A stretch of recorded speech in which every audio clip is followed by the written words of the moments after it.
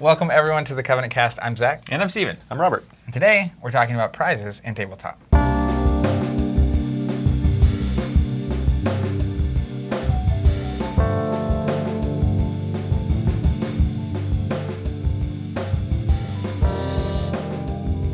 Speaking of the last 5 minutes of your life, Robert, what have you been up to this week? Nothing much. Really not that much. I have really been trying to recover from the 4th of July weekend, which was protracted. We talked about that last week. Yeah. Gave a little context. You guys just played a bunch of Destiny, right? For that. We didn't just play a bunch of Didn't play. kidding. There was some Destiny foosball. games. I love that game. Foosball? Yeah, I'm not any good at it actual really. foosball. Actual there was a foosball. table, There was a and it was table. incredible. It was incredible in part because it was so wonky. Like it was not balanced, not even, and the ball would do random, erratic things while I was rolling around. So that was a lot of fun. But really, not too terribly much. Just kind of finding the routine again, honestly, which I love. I'm one of those people. I love routine. I love that routine. So yeah, not too much notable to speak of. Fact up 100%. Yeah, I love that stuff. You can back that up. What about you, Mr. Woolley? Steven, I got back late last night from a meeting with David, who is a commenter on a lot of our stuff, a longtime fan, very cool guy in Oklahoma City. So good to meet him. He's been to the store a couple of times. You've met him. You haven't met him, I don't think. You want to go around the room? Have you met him? We were talking about all sorts of things, which have been very helpful. And we even talked about like the local store, and it's actually somewhat relevant to this discussion because he ran an Oklahoma City meetup. Got to over like 700 people, board game meetup group on Facebook. MEAT? No, that would be relevant to last. Yeah, the week's grilling podcast. episode. So that was really nice to get some somewhat objective opinions from somebody who has, been a non-gamer to entering the space, to creating a community, to kind of leaving due to like time constraints and family and that kind of thing, and just all of the different problems therein, and how a store or an entity like ours could help to solve some of those problems. So that's really nice. And then that's pretty much it. We're trying to move. We're trying to sell a bunch of our wedding stuff. I guess Define wedding stuff. Well, we acquired. This is kind of The gifts you don't want? This is the kind of thing. It's. How many toasters? Is it like the prizes you get at tournaments you don't want? I'm just kidding. It's more like my nightmare, like All right. completely, which is acquire a whole lot of useless items, and then have them, and then hopefully sell them. But we're doing the kind of vintage antique feel, and Shannon, it's an important piece of her her realization to have this wedding be as she envisions it, which I totally understand, right? I didn't grow up dreaming about my wedding, and so she acquired all of these glass antique, like kind of vintage glasses and brass candlesticks and these kind of things, which looked fantastic. But then, they were packed in boxes and But now you have them. carted right back into the house there. So as somebody who has attempted at every turn to get rid of everything in my life possible, that was a huge kind of albatross. And so now we've gotten enough off of the plate to get those out, unpack everything, take pictures, post them on the buy and sell Facebook groups and those kinds of things. And so now we're moving them out. Awesome. And that took hours of So you don't have, 6 brass candlesticks in every room now? No. Dang. But you could have. Think about Could that. have. That'd be Yeah. pretty Think about awesome that. now. Yeah, it's a fire hazard. Could fill Yeah. Game of Thrones in It your doesn't house. really match. I mean, the light. candlesticks aren't a fire hazard. They, by themselves, they're quite harmless. But Unless you're playing Clue. yeah, there you go. I don't want any reason for murder to be committed. I have in my actually house. never wondered. Candlesticks are one of the weapons, right? Yeah. I've never wondered how that happens. They're It's a passion. heavy, they're solid, and you're bludgeoning somebody with it over the head. And it's probably available Repeatedly. depending on the time period. In the room. You should check that movie out. It's kind of Clue? a cult I love the favorite. Clue movie. Oh, you have seen it? Oh, Great. yeah. Yeah. I Oh, it's watched Jonathan. this. I always forget it's Jonathan who hasn't seen anything. Yeah, the film. Sorry, guy. Jonathan. Yeah, Yeah, the film major. Anyways, so the only thing I really did Chris, how about besides me, please? max and relax, and I didn't hit anyone with a candlestick. But I have been playing some weird decks in Destiny lately because I'm kind of bored. Are you playing Destiny still? Yeah. That old game? Yeah. I thought it died months ago. Yeah, still playing. That's what you realize. We should talk about. We talk about the POMAS thing. We got to talk about that errata at some point. I mean, yeah. Did they nerf it? well, yeah, we ran into this thing with the podcast. Nerf where, heard it? Let's say 20 to 30% of your audience is into Destiny. Well, 70% of people don't know what fast hands. They don't know what PO is. So we have to constantly balance content to where at least it can appeal to the majority of the audience. So we don't want to like ramble on about Destiny forever. But yes, a change was made. Things that I had always been bothered by, a lot of players have been bothered by. I think even Zach, you are usually more of an adapt to it kind of guy, but you were even like, this is kind of ridiculous. Jank. So it's the zero cost attachment. As soon as you roll the die, you can immediately resolve it. So it's one of those action. They want to call it chaining. Cheating. Trying to call it chaining. It's to so be action more, cheating. But it's cheating. It's cheating. Yeah, I've been 'cause seeing it's cheating negative. on the forums. So that was errated to yellow character only, which is an interesting concession in terms of pose strength, because it's basically saying the ability to immediate resolve this character's die is disproportionately powerful as compared to any other yellow die that you might resolve. Sure. And so I was like, well, doesn't that just mean pose stronger than any yellow character? But we'll parse that as needed. I was Anyway. going to say this could be its own video. It's dangerous. But to it's interpret ultimately it good as. what happened. It's Yes. better for the game than it was. It's an Yeah, improvement. but only obliquely addresses Onward and upward. the concern. But yeah, just relaxing, playing some odd stuff. Well, kind of weird. I saw somebody called you out for learning 6 upgrades in that Vader Royal Guard, Finally. calling you a overly zealotrous. Is zealotrous a word? I don't think The so. Well, act of being a zealot? I mean, I think Zealous, I think. Would in- just No, be- zealous, right? Yeah. Being overly zealous. Zealotrous. zealotrous, trying to make up a word. Yeah, I mean, it is a bit radical. I agree, but at the same time, like in card games in particular, the cards that I'm most leery of always are the cards that have either a lot of value or none value, Yeah. Well, yeah. as you might expect. So in Destiny in particular, upgrades are the biggest offender of the. This is either going to do a lot for you or just Nothing. nothing. Yeah. And so it maybe is a bit aggressive. Is the theory still holding? Absolutely. Yeah? More than ever. Yeah. I Heard it here first. I think it, just hypothetically speaking, this is too far, but I think you could actually win most of your games of Destiny with no upgrades in your deck, Okay. All right. which is kind of Challenge the accepted. hypothesis. Try it. Yeah. That was- even in my blog about that concept, it was like, hey, try this first. Yeah. That was a big thing, not to delineate too much. Whenever I was back in my Magic heyday, I wanted to make a lot of decks that didn't use any kind of given card type, pick your pleasure, but generally characterless or creatureless, as it was in Magic. I love that. So if you go upgrade less, I think that would be a real achievement. that's We saw that where I in Thrones, started. too. We saw that characterless deck has been around in old school Thrones. Don't know if it'll ever make an appearance. I hope not. Yeah. You know, you don't read to hear about like the tale of Harrenhal sitting on a hill. So. And all the ghosts Yeah. about it. Yeah. Hopefully the characters stay relevant. or the events that become characters somehow. Yeah. It's an inanimate object. All right, let's get on with it. Prizes and tabletop. This is going to be an explosive podcast. Yeah, So stay prepare tuned. yourselves because there's some maybe disagreements. We'll It's gonna see get if we juicy. end on the same I'm page. already but ready to fight. I think for me, when I think about prizes and tabletop games, outside of thinking about that Admiral Piet playmat from Gen Con a few years Personal ago favorite. for Star Wars LCG, that's a different story. But outside of thinking about that, I think about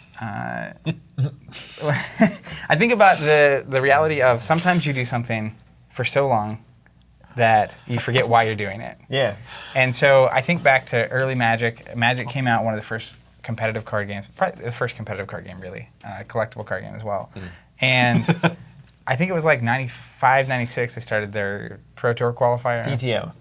Tournament series to encourage like high-level play, incentivized it with cash prizes, and the industry kind of just... The world was never the same. Yeah, and for the rest of time, anyone who Yeah. you were playing at tabletop games would declare, "I've been Pro Tour. I've been on the Pro I'm on circuit." the Pro Tour." Yeah. It's like, well, So out of that, though, like that matter? obviously the industry has grown and changed, and a lot has changed about tabletop in the past 20 years. And you have things like a living card game, and they have quarterly prize kits that stores get, and they have store championships and regionals and world championships and national championships. You still have Magic and Pokemon and Yu-Gi-Oh, and they have everything from Friday Night Magic to big qualifiers to third parties who are hosting big cash tournaments and stuff. So, as we often do here on the cast, first thing for me is why do prizes exist in tabletop? Well, let me tell you.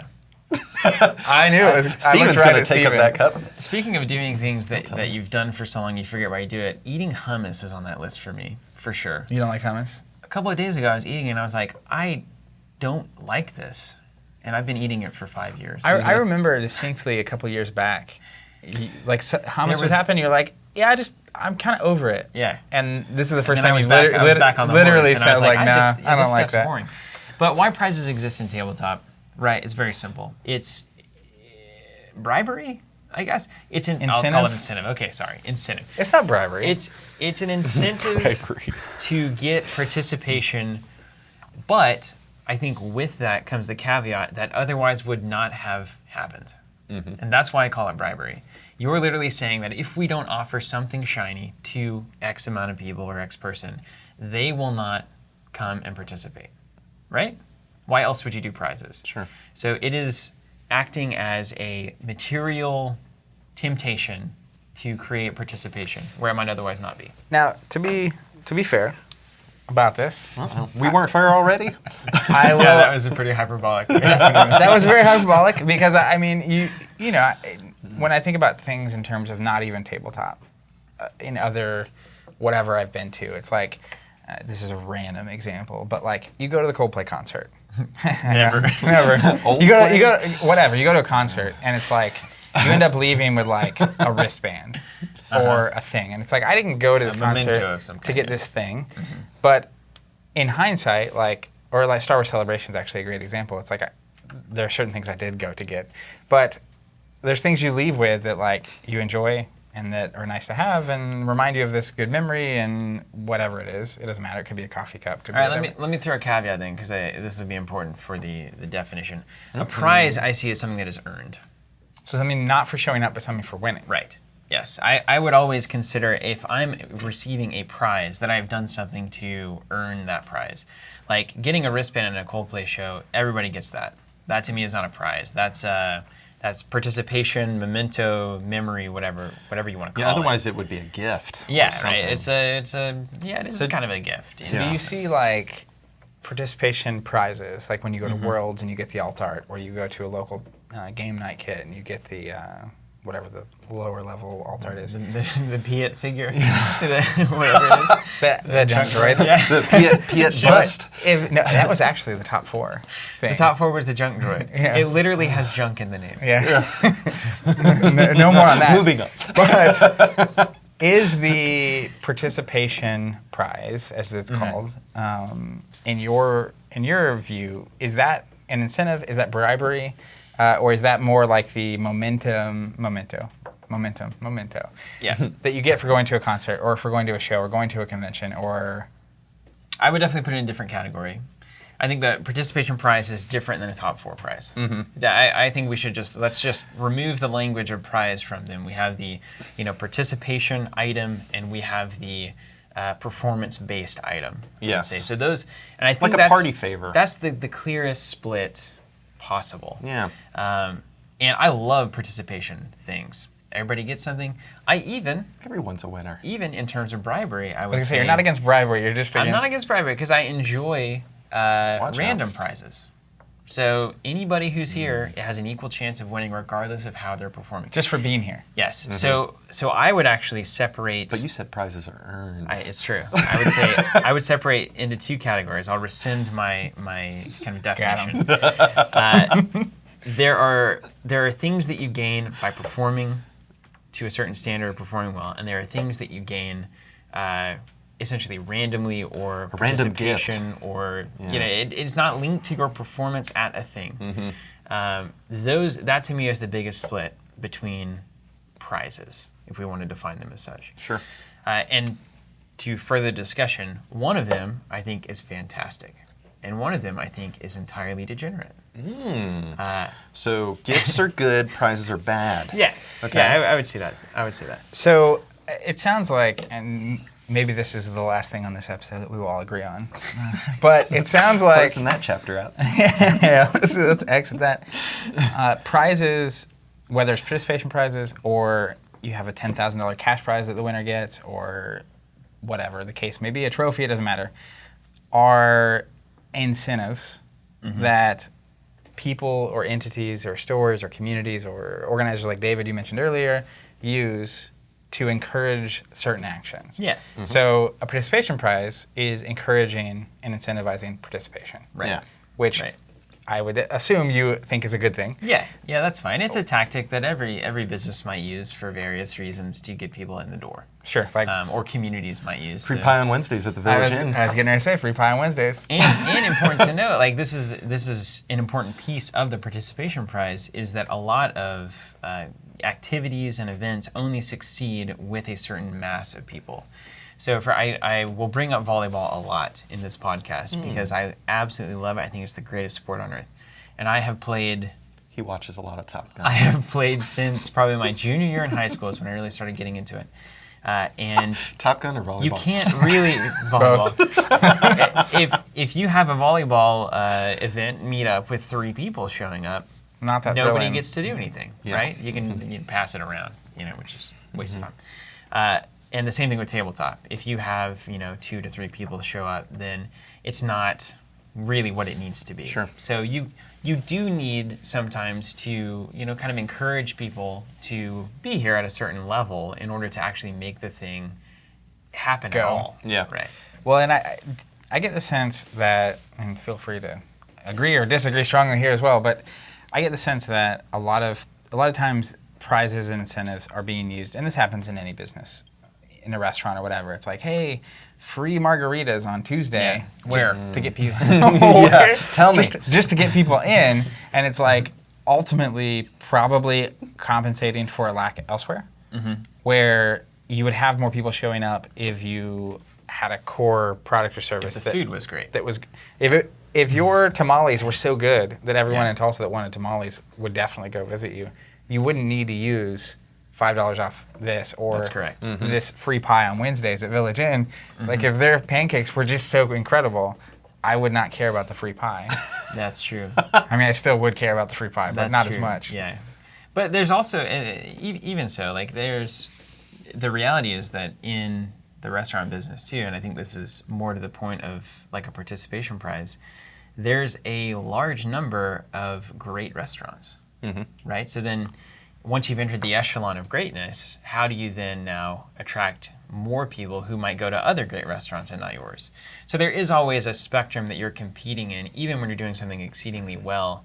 There's a giant amount of potential that is either being captured or not. And even if you're doing it well, sometimes having an extra incentive to come in on certain, like McNally's is a great example. Like they're a fine institution that everybody likes to go to regardless. Local bar. But when you have, Irish a burger night on Tuesday or a pint night on Thursday, whenever it is, that just helps convince people that it's worth their time Sure. to go out. I mean, it's incentivizing something, right? And that's the inherent of any prize, or maybe not any gift, but some gifts, is you're incentivizing them to do something, and you're effectively saying that incentivizing participation is great because for a league night of Netrunner to be worthwhile, there needs to be people there. It's one of the things about tabletop is you need other people to engage in it with. Opponents, players. So what's your, I guess, hesitation with incentivizing doing well at a tournament? All right, so there is a caveat here. Doing well at a tournament should be incentivized. Okay. However, I do not think the incentive should have any kind of material value. So like Plaque, trophy. design a card. Robert and I were talking about the Olympics earlier. The Olympics.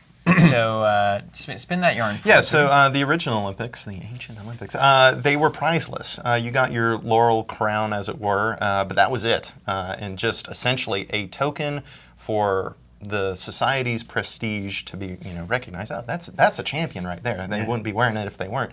But they weren't getting even a gold medal or a lump of gold or a sack of gold or anything of the kind, a free goat to take back home. Sponsorships. Yeah, nothing like that. Nike deals? It was really just a prestige contest. Maybe getting a nod from the king. And that tradition is maintained even in today's Olympics. And I think with it is that kind of inherent recognition that there is something a little bit more elevated, noble, even about Olympic contests compared to their professional counterparts. You know, if you're watching, professional basketball as opposed to the Olympic basketball, Team Serbia, you're rooting for them because they're not going to win, but man, they are trying really hard, and there's something It's about honor. nice it's about that. Yeah, participation and doing your best, kind of for its own sake, for pride, and less about locking down a $5 million contract. Yeah, I would agree, and to even parse for me, what the difference between saying having a participation gift or a performance-based prize, to me, is that you are, and I suppose ultimately it doesn't matter, and that even before I say this, there's a spectrum, kind of like you were alluding to, between what are those things, what qualifies, and then now to finally round it out, those different things will invite different motivating factors into the equation.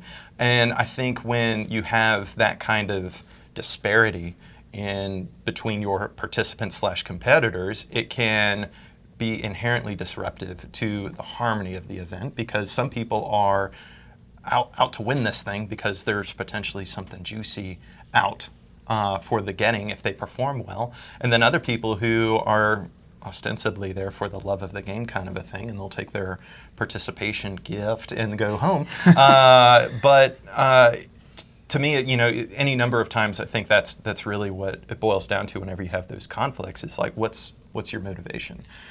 Well, and there is certainly, when I think about the Olympics versus professional sports as an example, Mm-hmm. you have Olympics is not just for like mastery of craft and like showing my skill at this thing. There's also like the representation of my country, Sure. and bringing pride and honor and glory to your nation, kind of a thing. Mm-hmm. So there is something to be said, I think, we talked about player archetypes a while back, and you have the Spike, who's the competitive person and who's looking to hone a skill and develop it and put that to the test. And you get somewhere like a world championship, and part of I guess my question on the, like, if you go one extreme of everyone gets a participation prize, the winner gets a trophy, and then that's it. Mm-hmm. And hypothetically, it's like, how many people show up to the world championship if that's it? And I bet you A good chunk. All of them. all or most. Like, Yeah. if there were none prizes in between first and last, except for the thing that you got for showing up, I still would have played.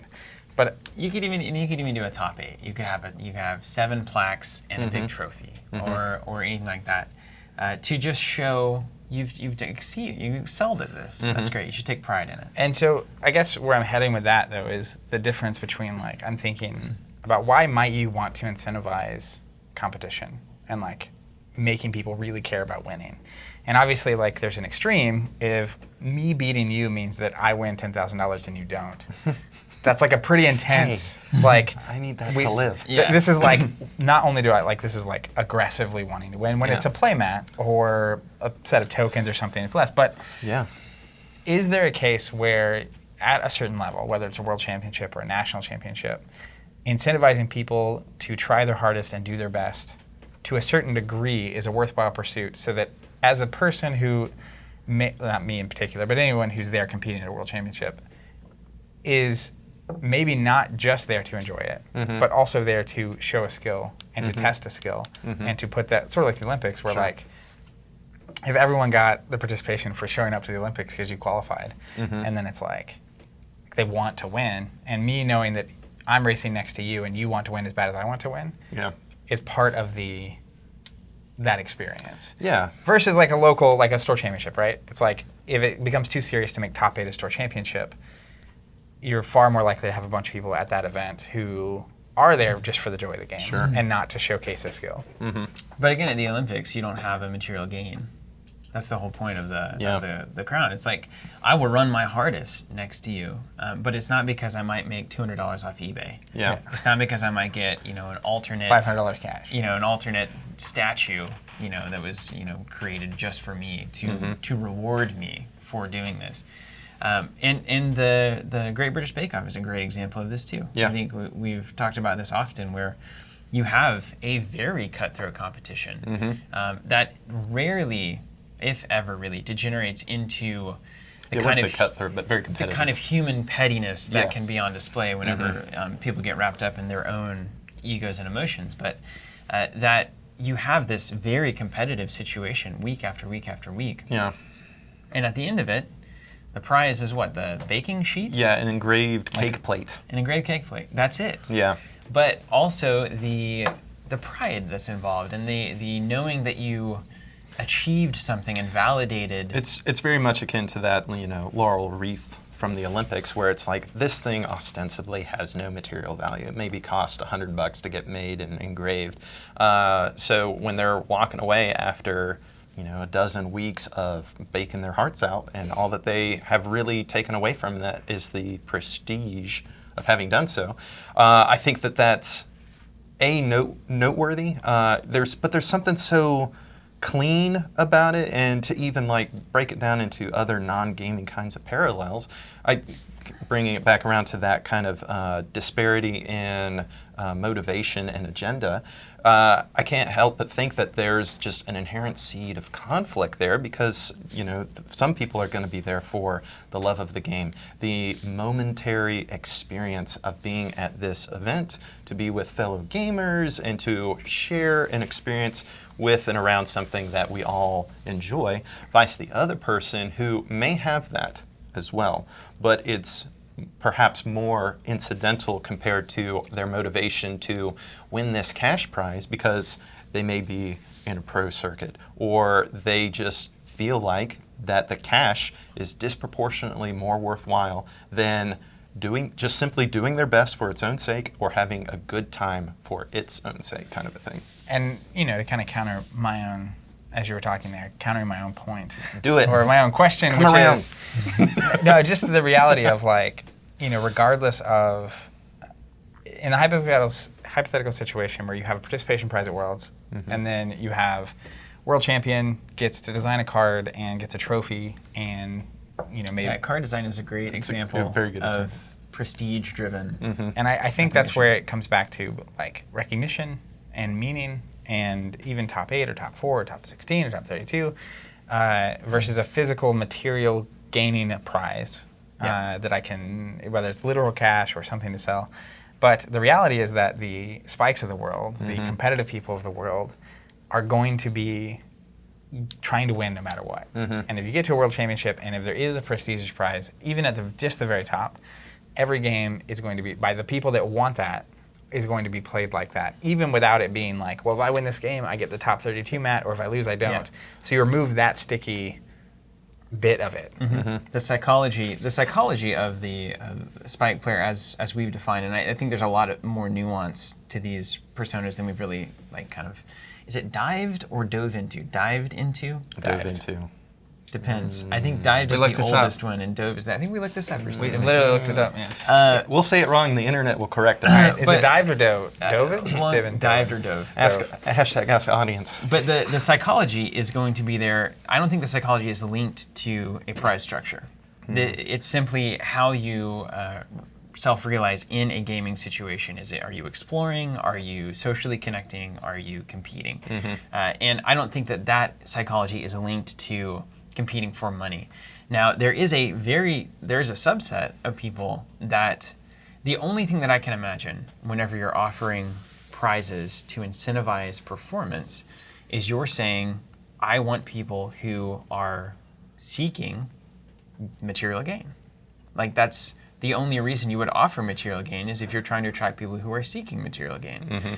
So why, and that's the question that I ultimately have for community organizers, tournament organizers, stores like ours and elsewhere, tournament circuits like FFG's Worlds, X Wars, these kinds of places, all these various spectrums of prize offerings and why they're doing what they're doing.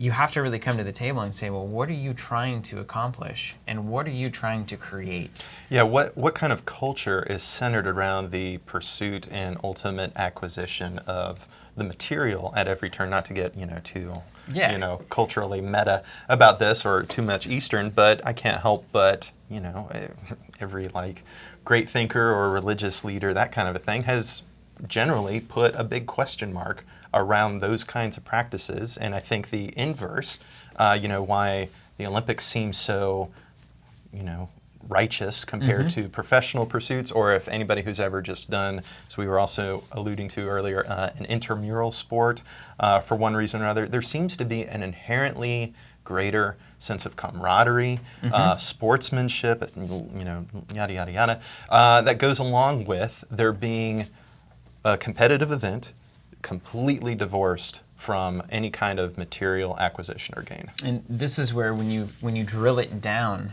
as we've kind of consistently done, when you say that the value in tabletop gaming experiences is about the human connection element, then you have to take it all the way to the top and ask, how are you incentivizing human connection?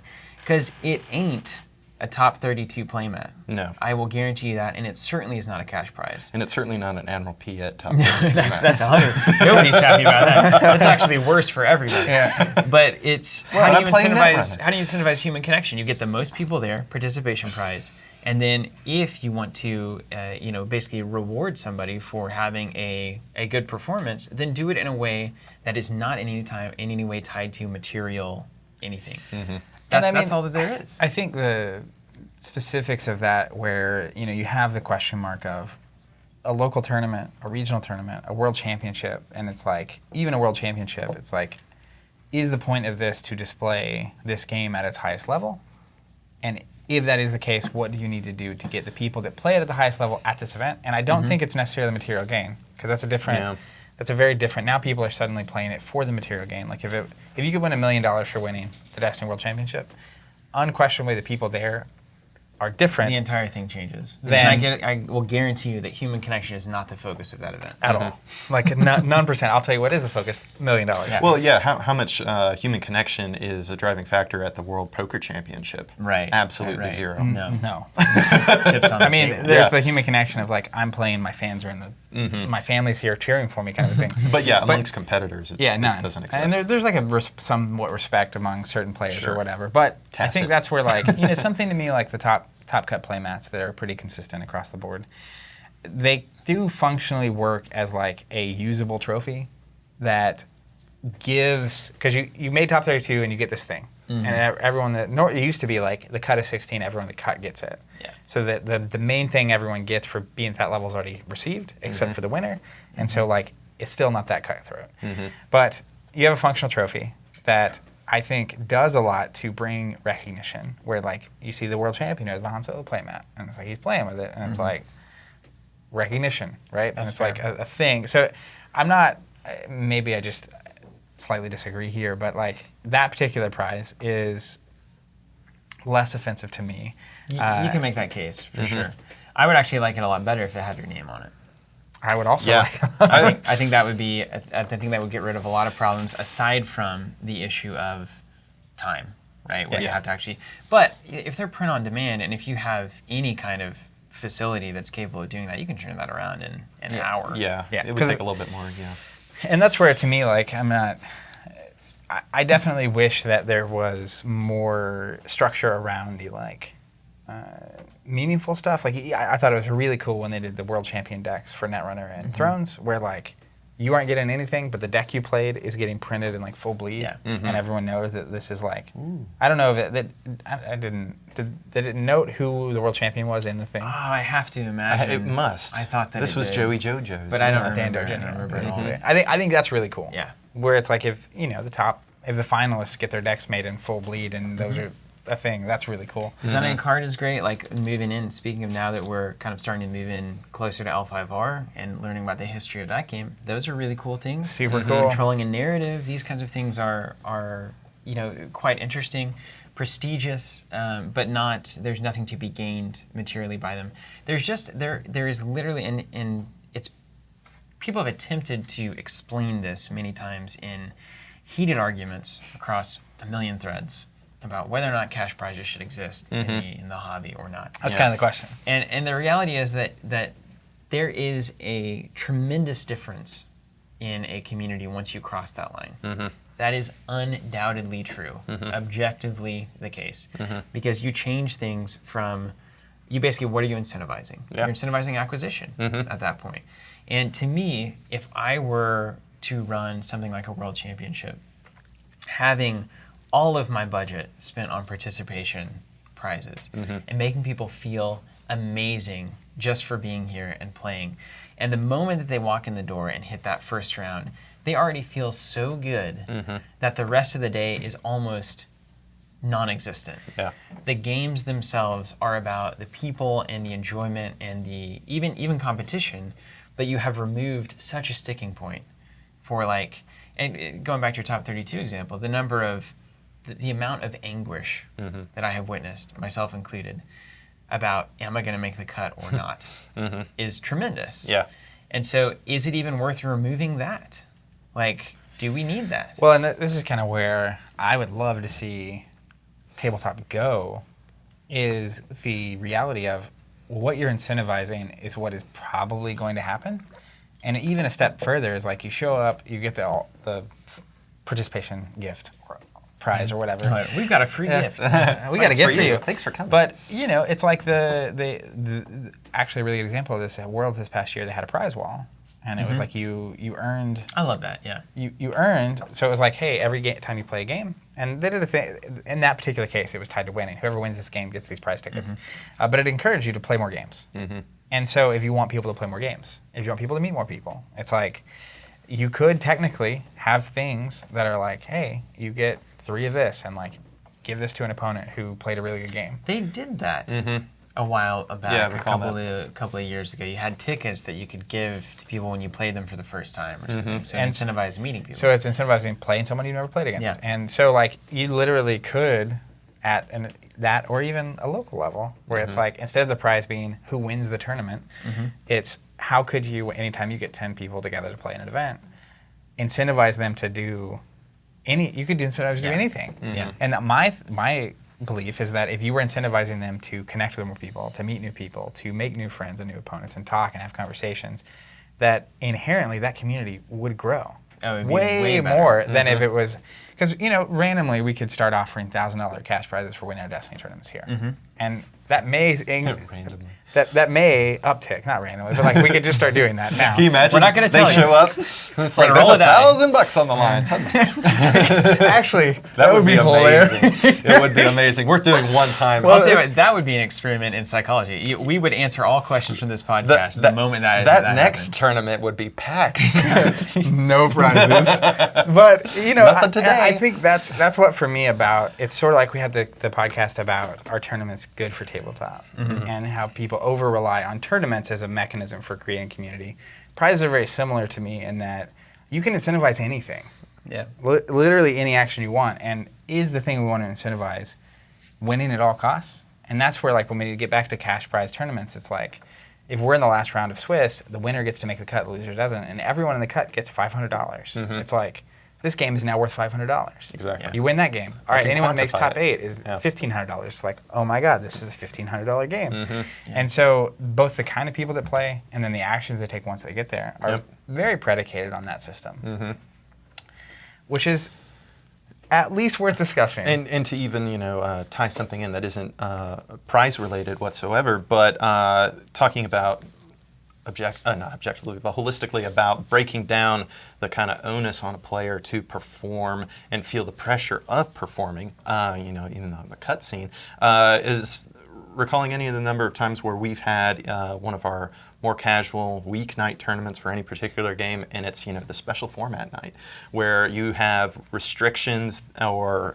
whatever that is applied to a player and their deck, and they need to come to the tournament essentially with something that's very unorthodox and unusual, and it always seems to bring out the best in people because now they can't help but be in a position to participate for the love of the game kind of a thing. I'm not bringing my usual highly honed competitive deck to the thing and the attitude with it.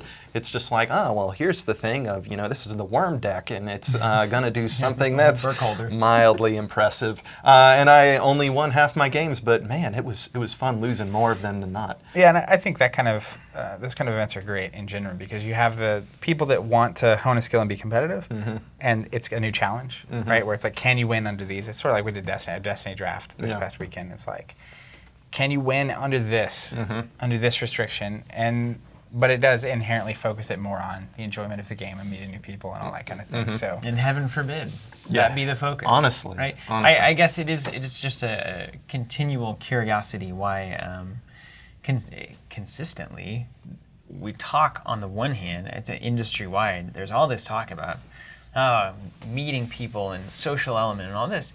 And on the other hand, it's all tournaments with bigger and bigger prizes and thinking that, and constantly this philosophy of this game will never grow if we don't offer cash prizes. And even when they aren't cash prizes, the unspoken urge for the non-cash prizes to be as sexy as possible, Yeah. because they'll be worth more in the secondary I mean, we're market. even making fun of Piet on this podcast. Yeah. Right? In the same vein of Yeah. like, look at how bad this prize is. We expected something better, you know? So, I would well, love I mean, an Admiral Piet if you're going to prize. spend time creating something to incentivize people to do well, it may as well be a prize that May they as actually well. want. But that's where, I mean, I even go back to I've also ragged on this prize a lot, which is the participation prize at Worlds this year for Destiny. It was Alt Art Full Bleed Mothma. Mothma staring down, 1,000 yards stare. With like half of Akbar over on the side, just kind of giving you the eye. But the reality is, like, obviously, the stronger the prize, participation prize. I think the better example of this is like the Store Championship recently. It's very obvious. You can see when there's like a really attractive, good-looking participation prize, participation is increased, and when it's not, participation is down. And games go through ebbs and flows of popularity and whatnot. But prizes work. They actually, as we've witnessed, and you do a cash prize, you have the PTQs for Magic. They work. They get people there. They get people playing. And Magic notoriously has a reputation for being intense, especially at the tournament level. And so that gets a lot of people out. And I think the thing you mentioned I'm trying to get back to, which is people talking about if you don't have these big tournaments, if you don't get the pro players in, you're not going to grow the game.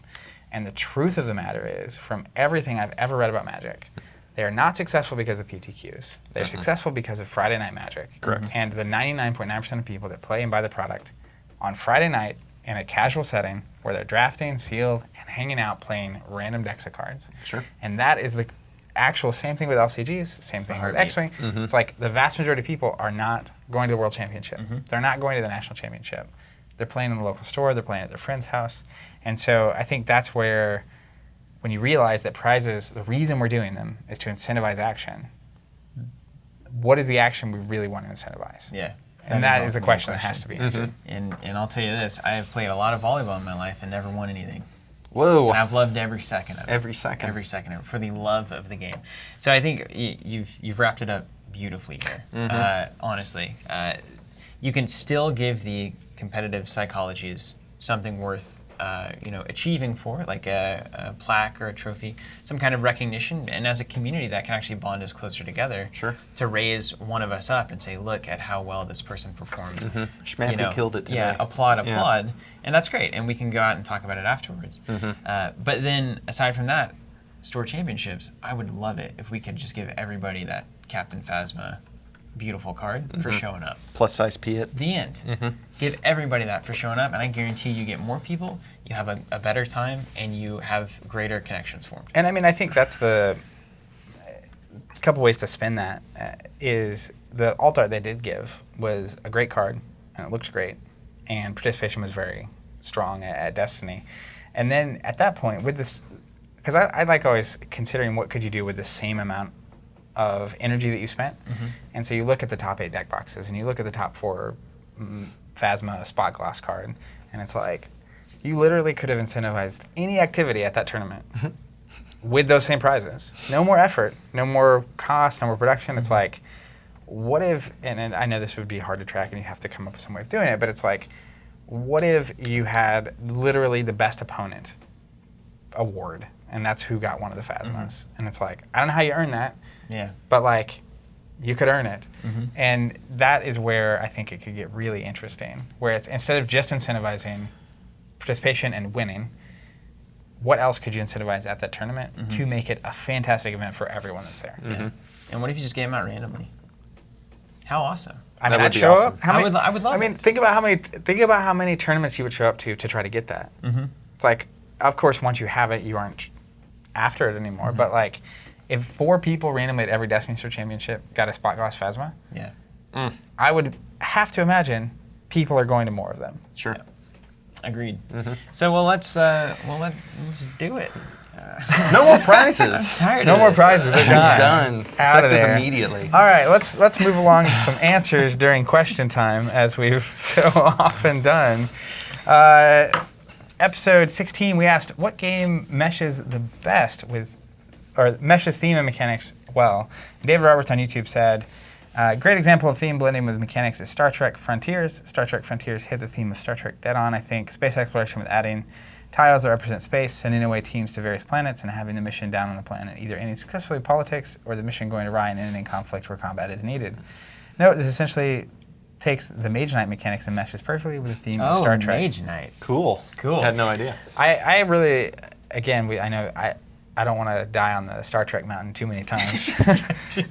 Yeah, as has been demonstrated, Yeah. people will defend their Star Trek. As they fandom. should. Yeah. You know, But as it's a legitimate you would defend franchise. Star Wars now, as well. now that I have appreciation for Star Trek, the Star Trek Ascendancy game I thought was really incredible at Yeah. this thing as well, which is just the space exploration part of it. I love Gale Force 9 too. I forget his name, but the president or Yeah, and he's the guy giving the demo? excited Yeah. about it all the time. It's infectious. It really Love is. Love And him, so love much him. taller. He is Yeah, very he's tall. massive. And on the same question, Alan Jones on Facebook said, when it comes to marrying theme with complex mechanics, that in and by merit of themselves are just as thematic as the overall unified theme, I nominate Star Wars Rebellion by Fantasy Flight Games. Tight strategic asymmetrical gameplay between Empire and Rebel players, and their push to victory keeps the game tense and engaging. Completely accurate. I've never played a game of this that didn't come down to the last turn. Whereas the Empire or Rebellion, like the Rebellion, I very much feel like I'm always like almost about to die and like running. And with Empire, it's like I can't quite put my thumb on you. You're like a little ant running around the Slippery. table. But yes, very good. Love it. Great.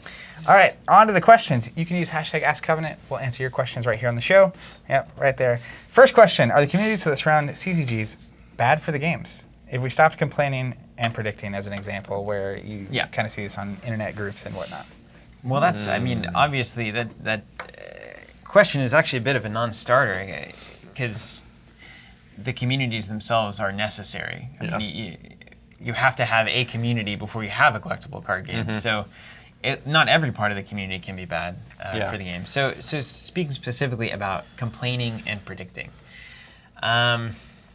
But I can't even human help. nature? Like, you know, the CCG element is kind of what grabs my attention in the particular question, even as it relates to our subject at hand for this cast, is that I can't help but feel that CCGs are worth singling out because it's similar to what's going on with a tournament that has hefty prize support, in that there is so much invested / on the line. CCGs are generally more expensive to participate and stay involved in. Therefore, whenever a player doesn't perform adequately or to their expectations, there's more angst and frustration with that, because it's like, man, I've already spent half a grand just to get the first set of this game, and what do I have to show for them? And whatever. And that's frustrating because I could have done any number of other things with this money. Conversely, I'm at a tournament and I'm really looking to get that 1K cash prize that suddenly is on the line because it's at Covenant and we're doing it for some reason. But anyway, but yeah, I think that there's a correlation there. This materialness can't help but cause frustration whenever your expectations don't manifest. You also have, you may be going here too, but you also have a lot of complaining because there's an awareness of the health of the game that is more prevalent in a CCG than it is anywhere else. And the reason is that these things are pitched as investments, as collectibles. So if you were around in the 90s, which I think most of us were, you could very easily, like a stock, any day it could evaporate. Yep. Your entire investment of Star Wars Destiny, if the game, like if Fast Hands is a real problem, if POMAS is degenerate, if nobody wants to play because these decks are just no fun, then there's an outcry to say, hey, do something about this, because if you don't, all of these things that I have are going to become worthless because nobody wants to play with me anymore. Yeah. And then I can't even sell them if I want to leave the game. So there's an awareness in a collectible game that is heavy, and I think that leads to a lot more kind of complaining about the state of it, rather than just accepting the meta as it is. And I think there's other factors too. Like when I think about Destiny, there's definitely some of the online groups. You get a lot of people, and you'd see a lot of the complaining about POMAs or this, that, or the other distribution. It doesn't matter what it is. But then, I walk into the local league night, and like, they are not representing each other at all. Yeah. And I think referencing earlier when we were talking about, the PTQ top Magic tables are not representative of the entire Magic community. It's a very separate thing, and I can't help but wonder if, because the thing we're consistently as an industry incentivizing is winning, winning, that when things are out of balance, it is now a complaint because like we can't do the thing that you're incentivizing us to do because it's unfair and because of this and this and that and the other. But it all kind of rolls into itself, and I think for me, with a CCG, you naturally have more people.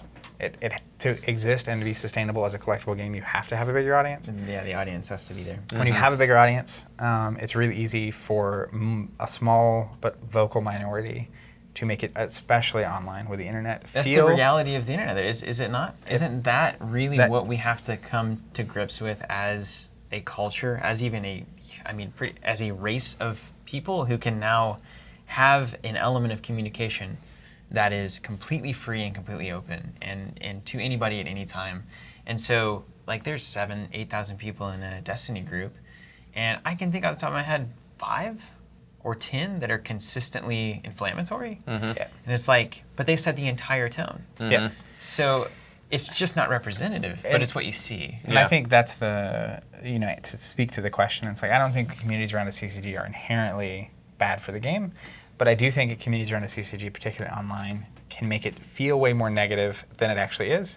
And again, with Destiny, I've never, even at the World Championship, never felt like that was representative of that community whatsoever. So, and I think most people would say that about any game that they play. Sure. That is being accused of anything. It's like, no, you got to be there. Yeah. It's the greatest people. It's the greatest. I feel like at this point, I just have to go to a Friday Night Magic. Yeah, you really should. mean, Just get off of Facebook. Yeah, Yes. no, that's helpful. It's a actually. cesspool, man. All right, next question. That's a different question. Alan Jones on Facebook, speak of the devil. Hashtag ask coming in. I mean, not you guys. You guys should be on Facebook engaging and enjoying. I can't get on in it, a so- positive way. In a positive way. How about we just be positive? Yeah. Anyways, Alan Jones on Facebook asks, do you think there will ever be a successful televised tabletop league of players/teams? Ooh, that's actually a very relevant question. I hope so. I would love that. But you know what I wouldn't like is that $1 million cash prize. I would love it to be like Bake Off. But that's I can't help but expect that that's what's going to need to happen first. I feel like Bake Off is more of a derivative or tangent off of essentially, paid professional, even cooking programs where it's like, I'm a professional chef, watch me make this thing. And it's just like, okay, that's nice. But even every other, like the latest sport that's taken off are the esports, but they're competitive. They're big cash prizes, potentially millions of dollars depending on the game that we're talking about here. Sponsorship, all up and down the yin yang. It's a going commercial concern. So I can't help but, wonder, it's like, what's the altruistic factor at play, if any, in this equation? It's just like, I don't know. The prizes may remove that wholesale. Who knows? Well, there is I don't know if you're aware of this or not, but I think it's in October of this year. There's a $250,000 event happening in Vegas. They've been having regionals this summer, and it's for like 6 board games. One of them is Munchkin. Whoa. Yeah, Munchkin? I know. It's how loud do you ever? I'm sorry. You almost had to resuscitate me on the spot. Munchkin? I know. The only experience I've had with Munchkin is just yelling about rules. Yes. That's essentially the end of it. How to make friends. So Play Munchkin. There is that happening, but I think inherently, I know. Steven's Competitive aghast. Munchkin is impossible. I know. But they've made it work, apparently. I think the reality of tabletop games is that I would be surprised if this ever actually happened. And I think it's both because of naturally how tabletop games are. I think people will try. But I think the other thing to me is the idea of television in general. We already have, you can watch Magic World Championship, and you go to YouTube and there's 150, 200,000 views on whatever, live streams.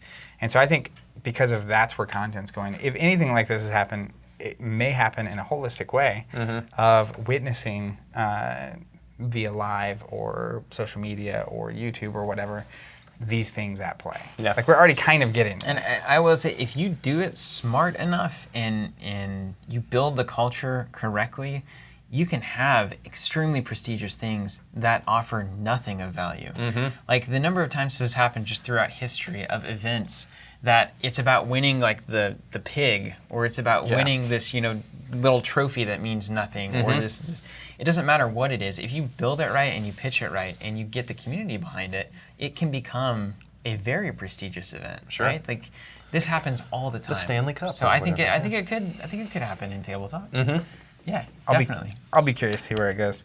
All right, there you have it. Don't forget, use hashtag AskCovenant. We'll answer your questions right here on the show. Of course, we have a question for you we'd love to see in the comments, which is, if you could incentivize any action in tabletop with prizes, what would that be? Or without prizes. With or without. Or with anything. What would you incentivize? Yeah, there you Just go. period is what I'm asking. Oh, with Anyways, prizes, actually. until next time, keep playing.